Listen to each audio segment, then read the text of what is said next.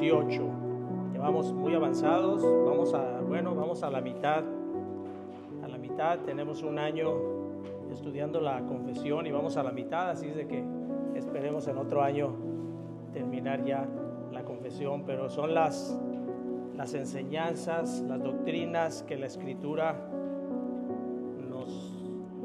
nos enseña, valga la redundancia, así es de que nos han servido de mucho para nuestro crecimiento y nuestro conocimiento de las doctrinas de la Escritura. Vamos entonces a ver el capítulo número 18, que nos habla de la seguridad, de la gracia y de la salvación. En este capítulo, en este primer punto, vamos a considerar únicamente el primer punto y vamos a ver cómo nos habla aquí esta confesión, y por supuesto lo estaremos apoyando con la Escritura. Nos habla acerca de un tema muy importante que divide a muchas, en cuanto a creencia, divide a muchas diferentes iglesias, y es el tema de la seguridad de la salvación.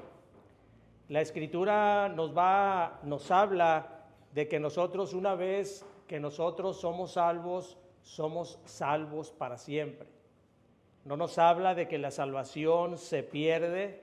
Eso no es lo que nos dice la Escritura. Es mal enseñada o mal comprendida cuando se enseña que la salvación se pierde, porque la salvación no se puede perder. Y como vamos a ir viendo, vamos a ir desarrollando en este capítulo 18, de la seguridad de la gracia y de la salvación.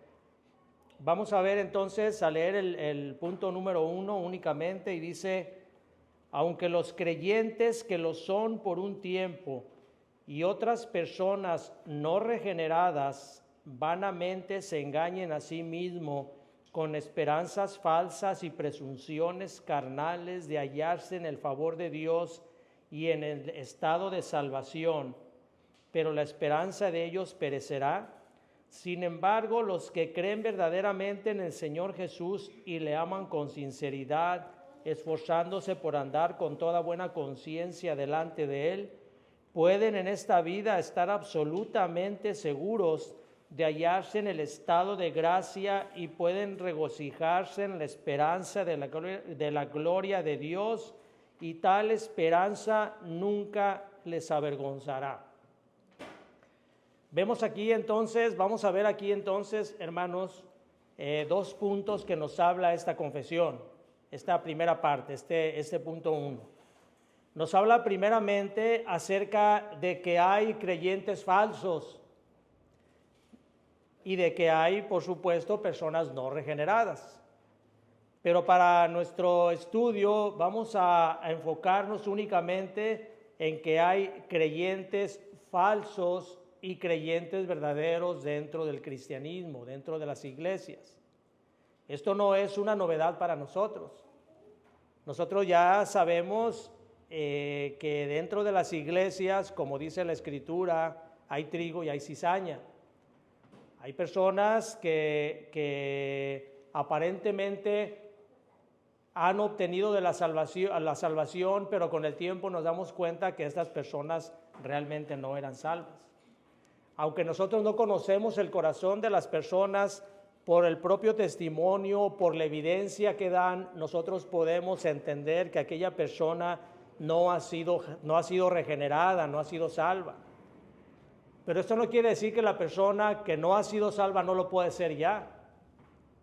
Es probable que esta persona no sea el tiempo aún destinado para que la salvación llegue a ella, pero sin embargo esta persona no puede tener las virtudes de una persona salva mientras no haya sido regenerada. Por eso dice la confesión, dice: aunque los creyentes que lo son por un tiempo. Cuando nosotros vemos aquí los creyentes que lo son por un tiempo, no se refiere a personas que realmente fueron creyentes, sino simplemente lo que aquí la confesión nos está diciendo es que son creyentes que ellos creyeron o ellos aparentaron ser creyentes únicamente por un tiempo. Dice, aunque los creyentes que lo son por un tiempo y otras personas no regeneradas vanamente se engañen a sí mismos con esperanzas falsas y presunciones carnales de hallarse en el favor de Dios y en el estado de salvación. Entonces esto que primeramente nos dice aquí la confesión es que hay personas que tienen falsas esperanzas de estar en la salvación, pero que ellos lo hacen de una manera carnal, en presunciones carnales. ¿A qué se refiere con presunciones carnales? Bueno, se refiere, nosotros hemos visto iglesias donde la costumbre o la regla de aquellas iglesias son actuar en los servicios de manera más bien carnal que espiritual. ¿Por qué? Porque lo que menos se preocupan en esas iglesias es de predicar la palabra de Dios como debe de ser predicada. Se predica la palabra de Dios, pero se predica de la manera en que a las personas les agrade, de la manera en que el predicador quiera hacer a su audiencia creer lo que él quiera que crean. Pero no hay una predicación seria de la palabra de Dios, y por eso dice la Escritura que son presunciones carnales de hallarse en el favor de Dios. No todo el que me diga Señor, Señor entrará al reino de los cielos, dice el Señor. Entonces, en una iglesia así es, no porque en una iglesia se congreguen personas y aparentemente estén en estado de salvación, esto quiere decir que están en salvación. No porque el Señor mismo lo dice. Vayan a Mateo capítulo 7, versículo 21 para apoyarnos con la Escritura. Mateo 7, 21.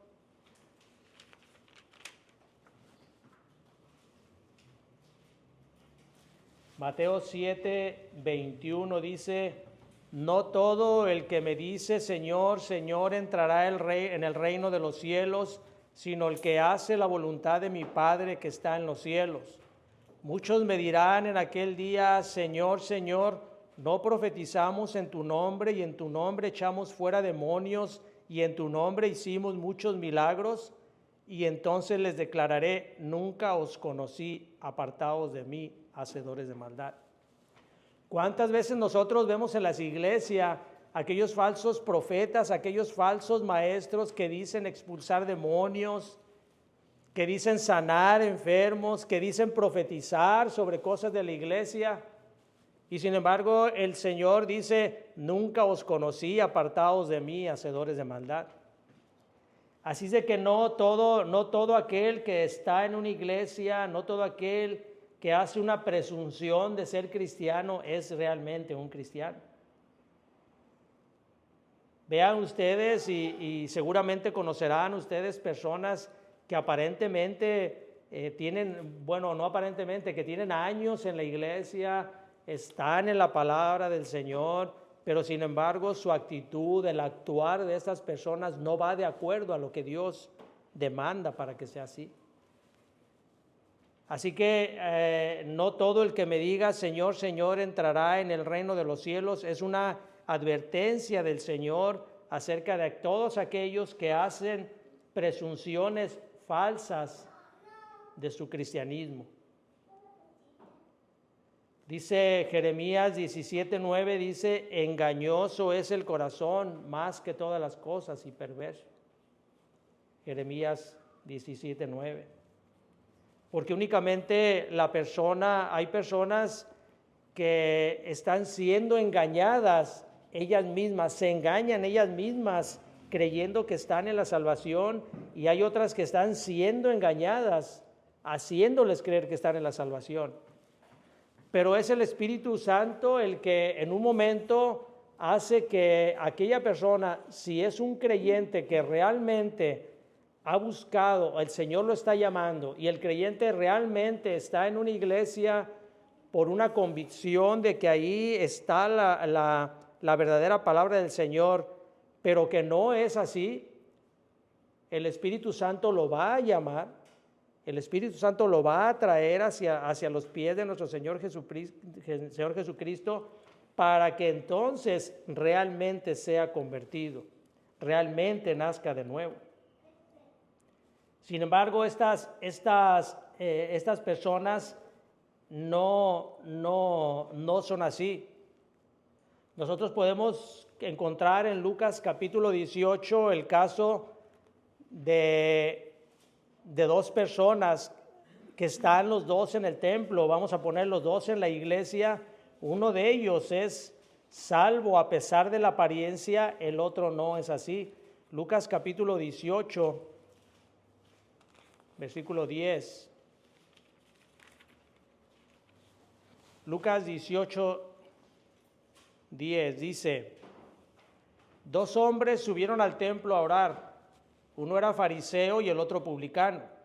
Cuando habla aquí de publicano, habla de una persona que era considerada como pecador. El fariseo, puesto en pie, oraba consigo mismo de esta manera: Dios, te doy gracias porque no soy como los otros hombres, ladrones, injustos, adúlteros, ni aun como este publicano. Ayuno 2 veces a la semana, doy diezmos de todo lo que gano. Mas el publicano, estando lejos, no quería ni aun alzar los ojos al cielo, sino que se golpeaba el pecho diciendo: Dios, sé propicio a mí, pecador. Os digo que éste descendió a su casa justificado antes que el otro, porque cualquiera que se enaltece será humillado, y el que se humilla será enaltecido. Aquí tenemos el caso, hermanos, de dos personas en una iglesia. Una de las personas puede ser alguien que tenga un puesto en la iglesia, un servidor de la iglesia. En cualquier ministerio que sea en la iglesia, él puede servir. Y el otro simplemente es una persona, de acuerdo a lo que nos dice aquí, una persona que es considerado nada. Que es considerado una persona que no tiene ningún valor. Y aquella persona que es un servidor de la iglesia, lo ve con desprecio, creyendo que aquella persona no merece la salvación o ni siquiera es salvo. Y hay personas así, hermanos, aunque no lo creamos, hay personas en las iglesias que piensan que otras personas, sobre todo de condiciones humildes, no merecen la salvación. O que piensan que personas que vienen de trasfondos de vicio, de trasfondo de pecado, no son dignas de estar ahí en la iglesia y que no merecen la salvación. Y es por eso que nuestro Señor Jesucristo dice: os digo que descendió a su casa justificado antes que el otro. El pecador, el publicano, descendió a su casa justificado porque se presentó humillado ante Dios reconociendo su pecado, mientras el otro creía merecer por él mismo la justificación de Cristo. Así que esta primera parte de este punto 1 nos enseña acerca de que hay personas que aun cuando aparentan ser cristianos no tienen la salvación. La siguiente parte de este punto nos habla acerca de aquellos que realmente han sido regenerados y ellos no pierden la salvación. En los que vimos ahorita, aquellos que no han sido regenerados, no es que pierdan la salvación, es que nunca han tenido la salvación. Ellos necesitan ser confrontados con el Evangelio. No, es un error nosotros decirle a una persona que se ha apartado de la iglesia cuando no ha sido salva, es un error decir: oye, mira, tú fuiste cristiano, regrésate, no te pierdas. Si tú fuiste ya cristiano, vuélvete otra vez a los caminos del Señor. No, hay que hablarle como a cualquier inconverso. Hay que decirle: necesitas tú la salvación de Cristo porque tú nunca realmente fuiste regenerado. Necesitas ir a Cristo en perdón y arrepentimiento. Dice la siguiente parte, dice: Sin embargo, los que creen verdaderamente en el Señor Jesús y le aman con sinceridad, esforzándose por andar con toda buena conciencia delante de Él, pueden en esta vida estar absolutamente seguros de hallarse en el estado de gracia y pueden regocijarse en la esperanza de la gloria de Dios, y tal esperanza nunca les avergonzará. Un verdadero cristiano se esfuerza por andar en buena conciencia delante de Él, dice la confesión. ¿Por qué? Porque el andar cristiano, el caminar cristiano no es fácil. Se necesita esfuerzo. Se necesita realmente tener convicción y poner todo de nuestra parte para poder caminar delante del Señor. No porque nosotros seamos capaces y suficientes para ello, sino porque Dios demanda de nosotros que nosotros nos esforcemos en alcanzar eso. No podemos nosotros decir ya somos salvos y ya podemos hacer lo que nosotros queramos, vivir como queramos, pero porque nosotros ya tenemos la salvación, ¿no? Es cierto que una vez que nosotros tenemos la salvación, si realmente la hemos tomado porque Dios nos la ha dado, es que entonces nosotros debemos de trabajar con buena conciencia delante de Él. Estar preocupándonos nosotros acerca de nuestra condición pecaminosa, si nosotros somos tentados, estar luchando contra ello. Esa es la evidencia de una genuina conversión. Y cuando nosotros hemos sido nosotros convencidos por el Espíritu Santo de que somos hijos de Dios, entonces nosotros debemos de tener la seguridad de que nada ni nadie nos va a separar del amor de Cristo. No, la salvación, hermanos, debemos de dejarla bien en claro, no se pierde en aquel que realmente la ha obtenido. La Biblia nos habla mucho acerca de ello. Nuestro Señor Jesucristo constantemente nos daba esa confianza de decir, nadie los va a separar de mi mano. Es una confianza que nosotros debemos de tener, pero debemos de estar seguros si realmente hemos obtenido la salvación. Dice, vamos a ver cómo la Escritura nos habla acerca de lo importante que es que nosotros estemos preocupados en andar con buena conciencia, esforzándonos con buena conciencia delante de Él. Vamos a Primera de Juan, capítulo 2, versículo 3. Primera de Juan, capítulo 2 y versículo 3.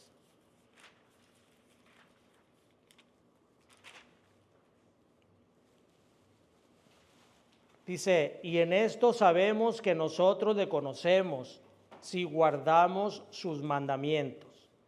Una persona que realmente tiene la convicción de que ha sido nacida de nuevo, de que ha sido rescatada por la obra de nuestro Señor Jesucristo, esta persona se esfuerza en guardar los mandamientos, en los mandamientos de Dios. Ahí mismo, Primera de Juan, capítulo 3, versículos 14 y versículo 18. 3:14 dice, nosotros sabemos que hemos pasado de muerte a vida en que amamos a los hermanos. El que no ama a su hermano permanece en muerte. Este es un versículo muy claro, el cual nos habla el apóstol Juan acerca de que el amor que nosotros nos tengamos como hermanos es la evidencia de que realmente nosotros hemos sido salvados.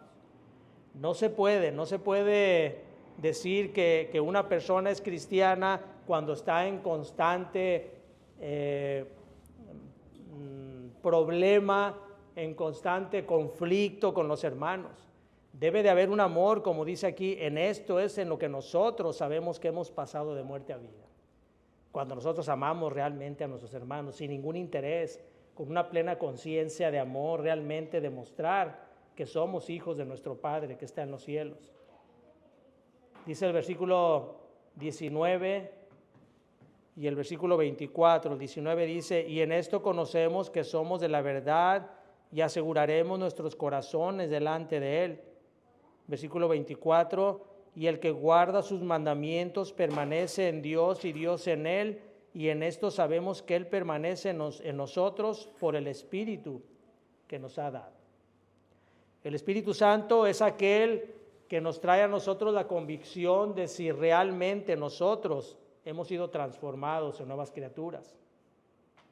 Dice Romanos capítulo 5, versículo 2, que nosotros nos gloriamos en esa fe. Vayan a Romanos capítulo 5.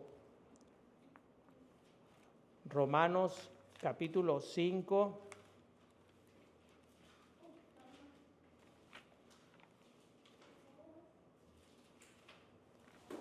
Romanos capítulo 5, versículos 2 y 5 dice, y por quien también tenemos entrada por la fe a esta gracia en la cual estamos firmes y nos gloriamos en la esperanza de la gloria de Dios.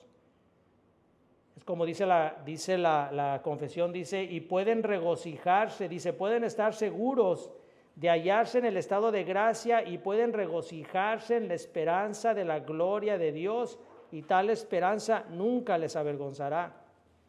Esa es la gloria, ese es el gozo que nosotros tenemos, de que realmente nosotros hemos sido salvados y que nunca nadie nos puede separar del amor de Cristo. Dice el versículo ahí mismo, el versículo 5, dice, y la esperanza no avergüenza porque el amor de Dios ha sido derramado en nuestros corazones por el Espíritu Santo que nos fue dado. El Espíritu Santo es aquel que nos dice a nosotros, es aquel que nos da testimonio a nosotros de que nosotros realmente hemos sido salvos. Ahí mismo en Romanos capítulo 8, versículo 16, Romanos 8, 16, dice, el Espíritu mismo da testimonio a nuestro espíritu de que somos hijos de Dios.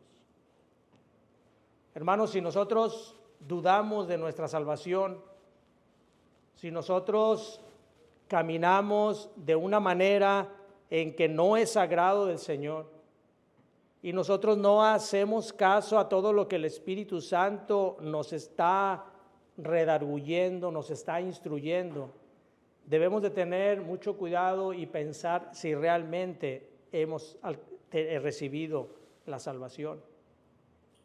Nosotros no podemos caminar con un pie en el mundo y un pie en el Espíritu. El capítulo 8 de aquí mismo de Romanos nos habla acerca de todos aquellos que andan en la carne, que no son de Cristo, y aquellos que andan en el Espíritu, que son de Cristo. Dice el versículo 9, 8, 9, y con esto termino, hermanos. Dice, mas vosotros no vivís según la carne, sino según el Espíritu, si es que el Espíritu de Dios mora en vosotros. Y si alguno no tiene el Espíritu de Cristo, no es de Él. No se puede vivir en la carne y vivir en el Espíritu. No se puede amar a dos amos, porque se queda mal con uno, y se queda bien con uno y se queda mal con el otro. Así de que nosotros, hermanos, esta enseñanza que nos trae esta primera parte de la confesión es que hay personas que aunque tratan de demostrar que son cristianos, realmente no lo son. Y esto se puede demostrar con su manera de vivir. Y también nos enseña que que aquellos que han sido salvados verdaderamente por Cristo no se pueden perder. Esto debe dejarnos a nosotros un gran gozo de saber que nosotros hemos sido amados por Cristo. Y hemos sido amados y de esa manera nosotros hemos sido salvados por su sangre. Y aun cuando nosotros caigamos en tentaciones, caigamos en pecado, si realmente nosotros hemos sido lavados por medio de la sangre de Cristo, nosotros estaremos esforzándonos por andar en buena conciencia delante de Él. No hay nada que nos pueda separar del amor de Cristo. Si hay tentaciones, pero nuestra salvación siempre va a estar segura si es que la tenemos y si es que caminamos conforme a lo que Cristo demanda en su bendición. aquí, hermanos?